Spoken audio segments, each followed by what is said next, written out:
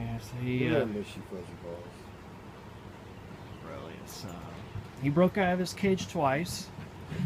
Once he actually used the towel that I had wrapped over his cage. He used it. He tugged it through the bars. I kid you not. Overnight when I was asleep, right? He tugged it underneath the bars. When I woke up, the freaking side of the cage was propped up with the towel underneath, giving enough room where he could actually get out. I had to go looking for him before running off to work. Wow. Yeah. So I'm like sprinting mad, like, where are you, Aurelius? And then I go into the bedroom, first bedroom to the left, right? I go in there. I see him underneath the bed. I move the bed. He stops, looks right at me.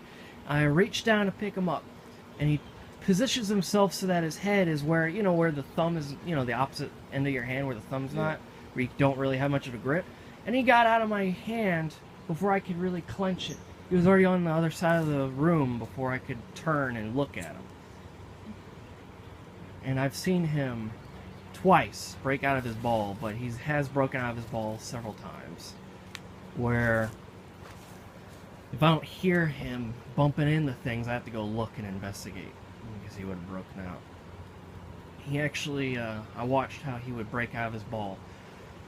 He would use the dresser that you gave me, Jeremy, in my room as a means of popping open the latch. Yeah. It was secure. It was perfectly secure. There's no way to open it. Well, I was wrong because he would spin. He'd run in circles, tight, you know, like how you'd burn donuts with a car. Yeah. He would do that with the ball and then torque it just right so that the lid would pop right into the corner of the dresser and you'd see the lid pop off. And then it'd like roll over and he'd get out. He's all Richard. There was one time the ball stopped. There was one time where the ball would stop on the opening and he couldn't get out, so he had to sit there and wait for me to get him out of there. So he made it worse for himself. The second time that he broke out of his cage, I don't know how he did this, because when I found him, he was in a box, an upright box, just fine. He was trying to get out. I don't know how he got in there. That box was in my closet. He got out of his cage overnight and somehow ended up in my box. No way of getting out.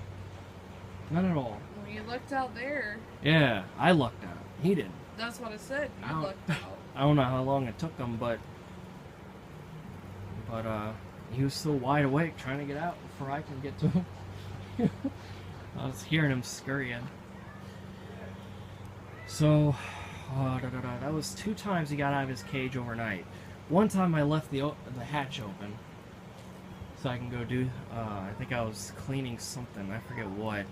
He got out, I had my back turned, and he went underneath the oven. Couldn't get to him, and he started chewing on something.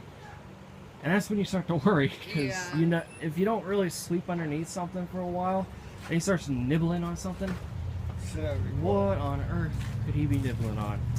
I had to wait like 20 minutes for him to get out from underneath the stove. So he MacGyvered himself out of the cage once. MacGyver? Yeah, I don't know how he got out that second time. And then the third time because I left the latch open. Because you coaxed him out of it. Yeah, probably. I'd smother your mother before it's all done. That's for sure. And then there was another time. Good old Aurelius. Not right now, sorry. Lost my train of thought. Hold on. Let me get it back. Let me get it back. Aurelius. Oh, a bag or a bag? Let me try to get the memory back, yeah. There were several things he's done. Oh, yeah. Cat. Moltcalf. He's the big orange cat that my mom we all loved so much, right? That my mom had to put him down a couple years back. He, the cat was watching him, unmoving. This is a true story. My mom can testify. She can confirm. She brought Moltcalf in to watch Aurelius. Malkav, M-A-L-K-A-V or C-A-V. I keep mixing up the spellings. Okay. It's from some weird vampire book my sister loved so much. It's like role-playing or That's something. cool. Yeah. Well, he's watching them, right? Yeah. Aurelius is asleep. Aurelius wakes up, notices the cat watching him, goes back to sleep, not a care in the world. My mom's kind of telling me what's going on when I'm getting freaked out, because, you know, bringing a cat to a hamster cage is not exactly a nice thing to do. Good idea. Well, she points out, yeah, he just went back to sleep, that's funny. And about maybe 2 minutes later, hamster wakes up. Aurelius notices the cat's still there, right? Gets up, slowly gets out of his bed, stretches, big yawn, whatever, right? Stretches his hind legs out. And then he goes up to the bars where Molkev is waiting and watching him from. I kid you not, we both watch in amazement. Probably Molkev was amazed too. Balls on this hamster. He grabs on the bars, climbs up as close to Molkev's face as he can, and he's holding himself up, both hands, you know, and he stares him down. He stares the cat down in his face. You will not have anything to do with me. I was so proud, I almost cried, I kid you not. We pulled Molkev away because both were not going to move, both weren't going to budge. I mean, why would a cat move away from a hamster? Well, unless that hamster gets out and does serious damage, sure, but Aurelius is smart. Aurelius is definitely the smartest hamster I've ever had. Sounds like it. I've had my very first hamster, Buster, would watch TV on my mom's glasses, would sit on her shoulder and wait for food to be given. You know, but Aurelius figured things out. So, minus the embalming, I mummified him. His name is from Rome, and he had a pyre. You could say Greek pyre, or Viking pyre, or even Roman pyre, doesn't matter. But ashes to ashes. Aurelius is now eating golden grams in the great mead hall with the Viking gods.